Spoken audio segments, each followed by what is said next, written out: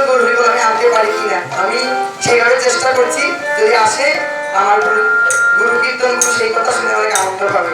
আমাকে উনি অনেক চেষ্টা করেছে সেই কথা শেখানোর জন্য, সেই সুরটা আনার জন্য। তাই আমি আপনাদের সম্মুখে আর যেহেতু আমি মনোনীত পেয়েছি, আমি একটু চেষ্টা করে দেখি, একটু চেষ্টা করে দেখি আমার হয় কিনা।